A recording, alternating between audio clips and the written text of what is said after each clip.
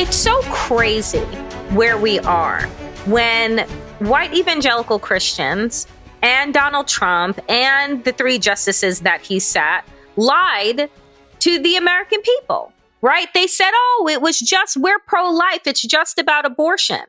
It's never just about abortion. And now this is what people are starting to recognize. It is about birth control. It is about IVF. It is about controlling every aspect of what happens in a woman's uterus, right? And so I just want people to imagine it won't be, the pretty, beautiful aesthetics of what happens in Bridgerton, right? That will happen to women in America without contraception, right? I just want folks to grapple in their mind where we think that women in this country will end up if you're not able to control when, if, and how you get pregnant. And birth control becomes illegal because just added to the list of bad states, Louisiana just passed a bill that would make mifepristone, which is being heard before the Supreme Court, an illegal substance like cocaine or heroin. That's a piece of legislation that was passed this week. It's criminalizing women. It's criminalizing women's rights, women's freedoms. And think about what will happen, especially if you criminalize abortion, which they pretty much already have, right? To punish just doctors, to punish people who aid women into going into different states to get an abortion. It's essentially control. And that if you're a woman then and you get raped and you get pregnant, guess what? You're going to have the baby. And so what power do you have? What control do you have? Nothing. And then what people aren't paying attention to, Danielle, is even though women are overwhelmingly, right, the victims and they don't fight back due to a variety of reasons, well, this country has a lot of guns. And I'm sitting there thinking to myself, human beings, like any animal, eventually fight back. Occupied people resist occupation. And if you're occupying a woman's body and her freedom, and this is a country of guns, you know what I'm saying? I'm picking up what you're putting down. You know what I'm saying? Like I'm picking it up. I think that it is what I want people to understand, and we can talk about this more before, later when we get to our other topics. But what I will say is that Republicans, in many ways, are single issue voters, right? They're either going to vote to hold on to their guns or vote to hold on to the ability to oppress other people vis-a-vis abortion.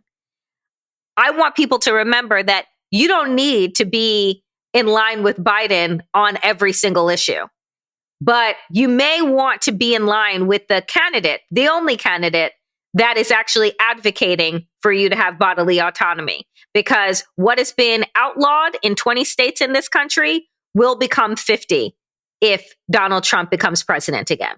And I just want to remind people again, Daniel, it was just yesterday that Donald Trump opened the door to birth control restrictions. He said it. And then yesterday, late last night, he walked it back and said he will never advocate for contraception restrictions. Do you believe him, Danielle? I mean, I'm sure that he also told Melania and all of his other wives that he would never cheat on them too. I'm sure he took some type of vow, or oath when he was, putting a ring on their finger. And I don't know. He seemed to have broke those. If we're in agreement that I wouldn't trust Donald, and I wouldn't trust Republicans, and I wouldn't trust the Supreme Court, which is packed with right-wing extremists. But speaking about occupation and occupied bodies, there's some good news today. Well, according to me, at least. Spain, Ireland, and Norway now join about 140 countries in recognizing Palestinian statehood. And for those who don't follow what's happening in Israel, Palestine, for Palestinians, they believe that the creation of the state of Israel in 1948 was for them a Nakba, an Arabic word which means a catastrophe. Why? Because through violence, over 750,000 Palestinians had to flee their homes. They became refugees. Many of them, by the way, Danielle, are in Gaza. Then in 1967, Israel occupied East Jerusalem, West Bank, Gaza, and Golan Heights. There are 2 million people in Gaza, which before the war was compared to an open-air prison, a concentration camp, suffering from humanitarian crisis. And in West Bank, there are about 2.5 million Palestinians who live in a system of apartheid. Occupied people always resist occupation. Palestinians, even when they use nonviolent means, they're still crushed. And the rest of the world, it seems, increasingly says, you know what? We're sick and tired of this war. We're sick and tired of the occupation. And while Spain and Norway and Ireland at the same time, this is why it's very symbolic as well. They all decided to make that declaration at the same time. And Ireland, by the way, knows a thing or two about occupation. Guess who is bucking the trend? Guess who is going against the vast majority of the world? Western Europe and United States. Yes. As I'm watching all of these countries come out and recognize a separate Palestinian state, I think, what did you say? There are now 140 countries out of the 196 that are represented in the United Nations. And I think to myself, can all 142 be wrong? Can they all be affiliated with Hamas? Right? Like, I just, how many does it take? How many countries does it take? How many of America's allies does it take for America to realize that they are on the wrong side? Now, what I'm being told, right, is that this administration knows that it's wrong, but it doesn't know what to do. That's right. This is the kind. It doesn't know what to do. Apparently, this is not to be confused with the Queen's Gambit. It's the King's Gambit, and Netanyahu is the king of genocide and war. And so he knows 5 steps ahead of what he's doing. But apparently, the Biden administration is sitting around playing checkers. And I don't know, but you tell me. Do you not see a path forward for the United States here? That, like, because even Eddie Glaude Jr., right, from Princeton University, regular MSNBC contributor, posted on Broke Down Twitter and said, earlier today, right? Yeah, earlier today, as we're taping, and said, is this administration really prepared to lose our democracy for Netanyahu? Because that's the direction that we're going in. And people will say to me, well, Danielle, the donor class is really pressuring this administration. Well, you then tell me what is more important. The base of the Democratic Party, which is Black people, people of color, and young people, or a group of 25 very wealthy donors, right? Like, you tell me.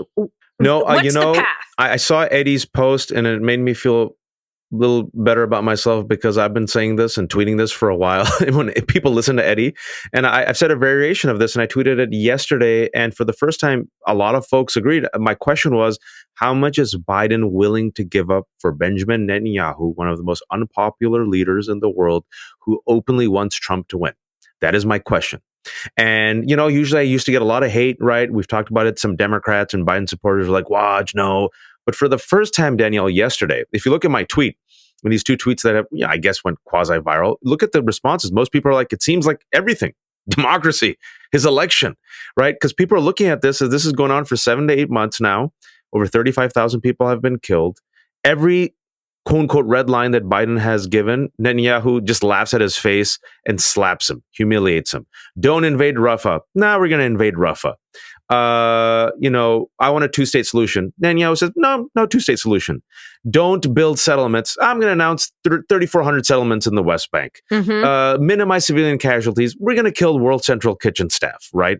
Every single step of the way, Benjamin Netanyahu has undermined and mocked and ridiculed Biden, especially with Rafah this week, right? And so you sit there and be like, who's the superpower here? Biden.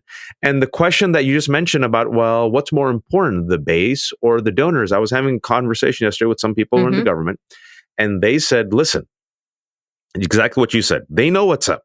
The calculation they have made is if they turn, or if it looks like they're turning on Israel, they're going to open themselves up to attack from Republicans, and they will lose the base and older Democratic voters. And so they have made the calculation that they're going to go all in, lose some young voters who will probably either not even vote or people of color will hold their nose and vote for Biden, but they can't afford to lose the older voters or the donors. And that is the bargain, the Faustian bargain, and the gamble that the Biden administration has made. I think, and I think you and I agree because we've talked about this a lot, dangerous gamble. This is going to be election on the margins. You've seen the polls. It's going to come down to 6 states. Do you feel comfortable?